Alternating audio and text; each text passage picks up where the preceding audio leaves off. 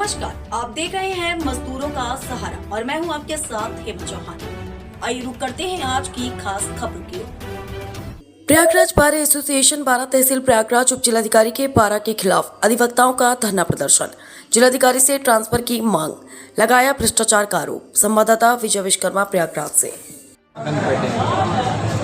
देखिए, हम सभी अधिवक्तागण व अधिकारियों के हित के लिए यहाँ पर आम नागरिकों को न्याय दिलाने के लिए आते हैं। हमारे तहसील परिसर में तहसीलदार और उप जिलाधिकारी इस समय अपने कर्तव्यों से पथभ्रष्ट हो गए हैं।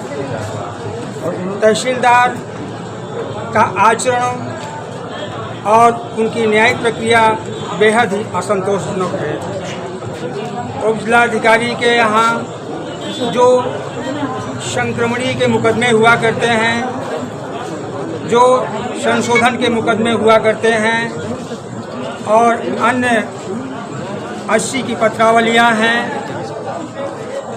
और हम इतने परिश्रम के साथ पत्रावलियाँ तैयार करके बहस करते हैं, लेकिन उसमें पत्रावलियाँ आदेश में संरक्षित होने के बाद कोई भी आदेश नहीं आ रहा है।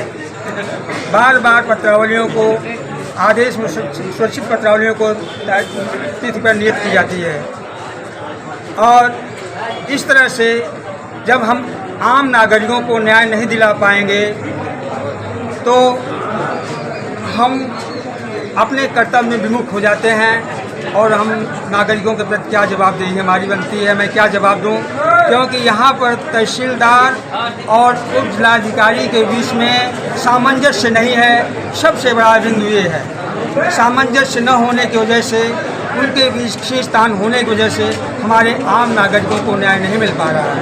कितने दिनों से धरना चल रहा है? ये धरना 13 तारीख से हम लोग कर रहे हैं। कैसा दिन है? तो सांकेतिक थी, लेकिन ये हम लोगों का धरना 16 फरवरी से चल रहा है। कैसा दिन है? मांग क्या है इसमें? आज ये जिलाधिकारी नहीं, ये धरना जो हम लोग चल रहा है ये तो 5-6 दिन। हाँ, 13 मार्च से चल रहा है। और मांग क्या है आपकी? हमारी मांग ये है कि जो भी मुकदमे आदेश में सुरक्षित हैं, उसमें व्यवस्था के तहत तत्काल आदेश होना चाहिए, चाहे जिस पक्ष में हो। और जिन धाराओं के तहत हमारे मुकदमे पेंडिंग हैं, 76 की पत्रावलियाँ खास तौर से उसका निस्तारण नहीं किया जा रहा है। संशोधन लेखपाल की गलती से खतौनियों में नाम छूट जाया करता है, जबकि सहज ढंग से उसको निस्तारित करना चाहिए, लेकिन वो भी ये पत्रावलियाँ नहीं कर रही हैं। उसको घुमा करके कहीं 144 का केस दर्ज करवाना चाहती हैं, जो जिले से रिपोर्ट आने के बाद निस्तारण। अच्छा, धरना स्थल पे कोई उच्च अधिकारी या एसडीएम मैडम वार्ता की हैं आप लोगों से? नहीं, हम लोग जब से धरने पे बैठे हैं, कोई भी उच्च अधिकारी या यहाँ की जिम्मेदार प्रशासन हम लोगों से कोई वार्ता नहीं किया है।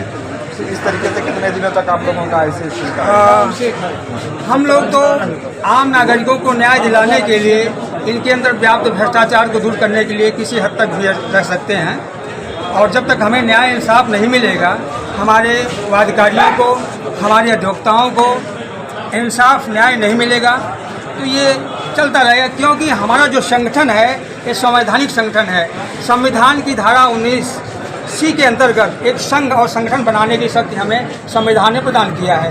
तो संगठन दिखाने के लिए नहीं होता है, संगठन कुछ कार्य करने के लिए होता है, संगठन अपने अधिकारों की लड़ाई लड़ने के लिए होता है। इसलिए हमारा ये वैधानिक संगठन है। हम वैधानिक मांगों के लिए तब तक अड़े रहेंगे जब तक हमारी मांगें पूरी नहीं की जाती है, और इन अधिकारियों की मनमानी और तानाशाही रवैया खत्म नहीं हो जाता है, तब तक हमारा धरना, यही हमारा हड़ताल जारी है।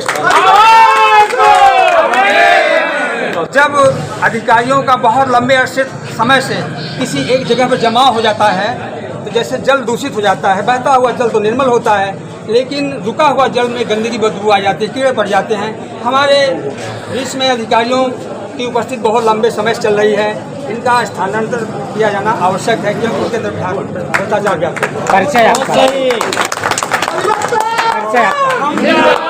हमारी कोई व्यक्तिगत बात नहीं हुआ करती है। हम आम नागरिकों को न्याय दिलाने के लिए, उनको इंसाफ मिले, उनको सहज सुलभ सस्ता न्याय मिले। ये कोई न्याय तराजू की तौलने वाली बात नहीं होती है कि एक तरफ न्याय की पत्रावली हो।